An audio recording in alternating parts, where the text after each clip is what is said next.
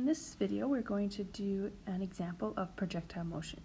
Now, projectile motion is almost always solved in the xy coordinates. And the reason for this is that along the x direction,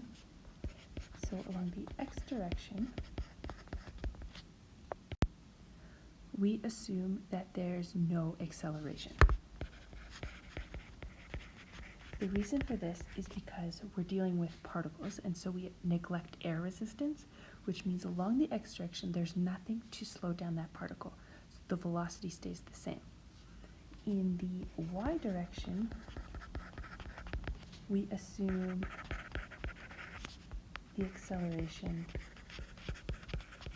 is g from gravity. So the acceleration would always be downwards 9.81 meters per second squared, or 32.2 feet per second squared.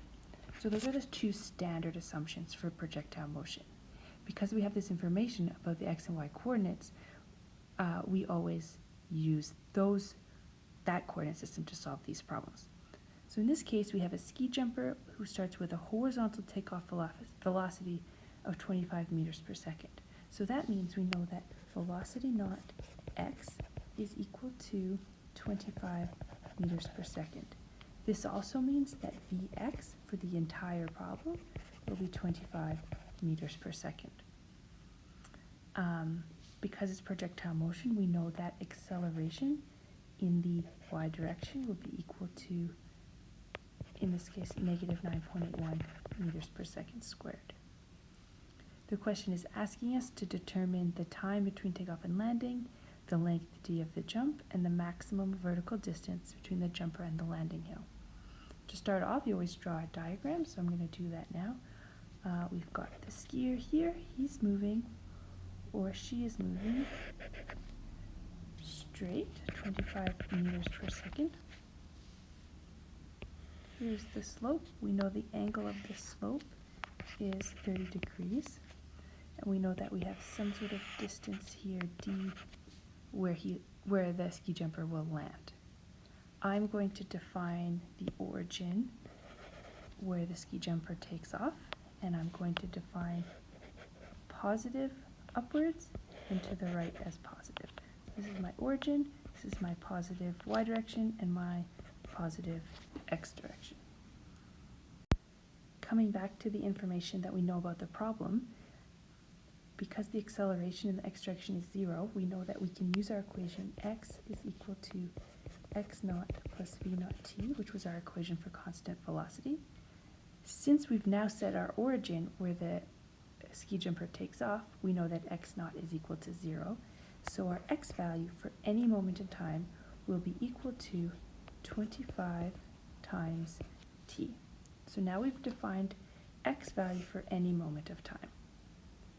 Going back to the vertical motion, we know that we have our acceleration downwards, negative 9.81 meters per second squared, but we also know that our velocity initial in the y direction is 0, because all of the velocity was moving along the horizontal direction.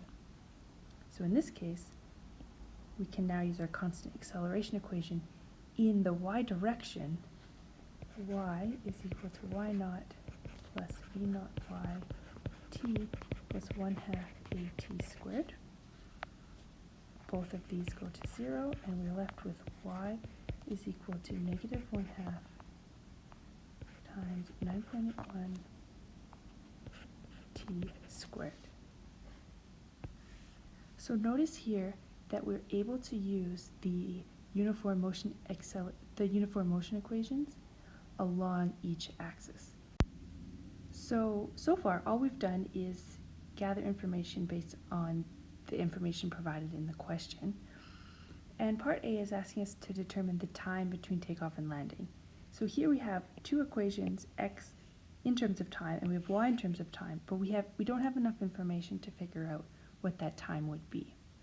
So the next piece of information that we're provided with is we know that the ski jumper will land some distance d away from the origin, and that angle will be 30 degrees.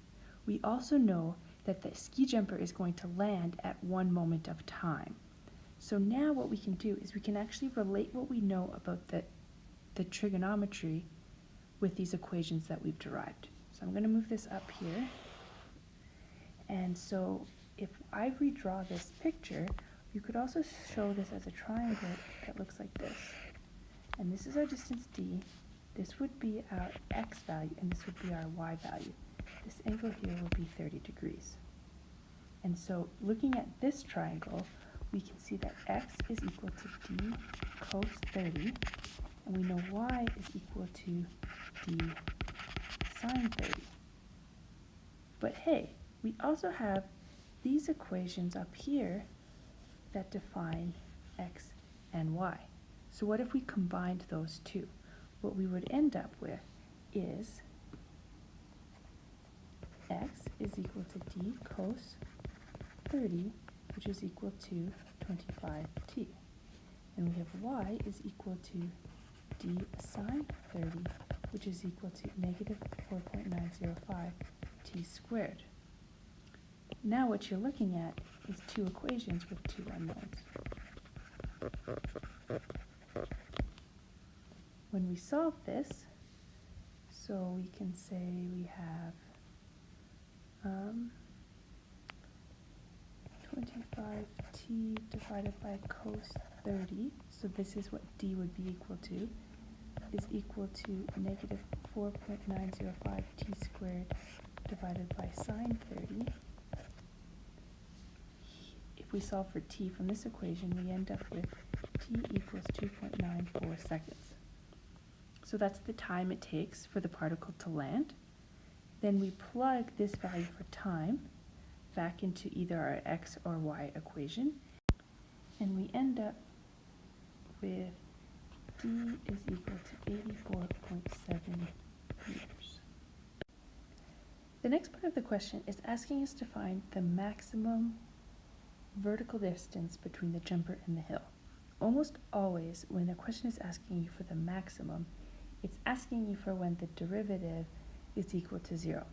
The reason for this is visually, if you think about it, let's say the change or whatever it is getting greater and greater and greater, so it's positive.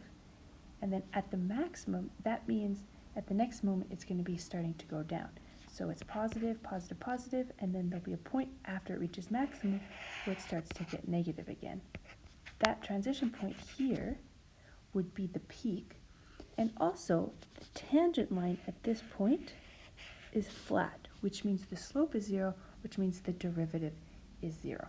So pretty much any time the question is asking you to find the maximum, it's asking you to find when the derivative is equal to 0. But in order for us to find when the derivative is equal to 0, we need an equation that represents the distance between the jumper and the hill. So we already know that the vertical distance of the jumper is equal to y is equal to negative 4.905 t squared. Now, in order to find out what the height of the hill itself is, we can look at, so I'm going to come back to this triangle here, and here you can see that tan of 30 is equal to y over x. If we rearrange this, we know that y is equal to tan 30 times x. This y represents the height of the hill at that moment.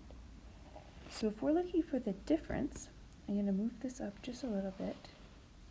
I'm going to do another drawing. So here we have, I'm going to just partition this off. So here we have the hill. This angle is 30 degrees.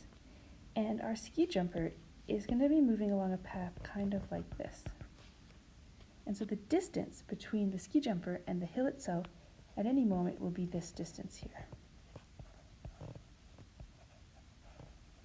And so that distance is going to be equal to the position of the ski jumper at that moment. So we'll call the distance h. It's equal to the distance of the ski jumper at that moment, which was negative 4.905 t squared minus the value of the slope itself at that moment, which we just defined as tan of 30 times x.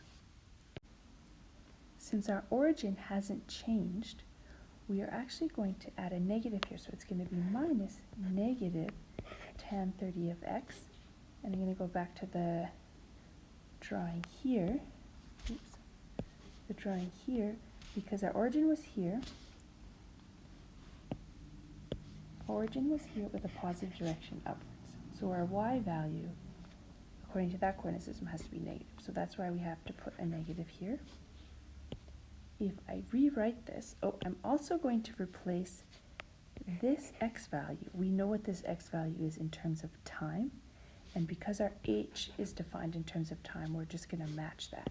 So then we have h is equal to negative 4.905 t squared plus tan 30 times 25t, which is what our x value is for any moment of time. Now look at this equation. This is an equation for the value of h, which is the difference between the ski jumper and the hill, for any time t. So now we can take the derivative of this.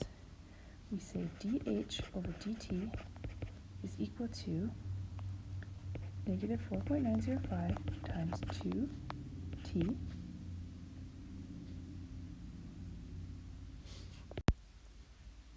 plus tan 30 times 25. We set this equal to 0, and then we solve for the time. So we end up with t is equal to 1.47 seconds. Now that we know what the time is at the maximum height, all we do is plug this time value back into this equation and move this up a touch, and we end up with h is equal to 10.6 meters, which is the maximum height difference between the ski jumper and the hill.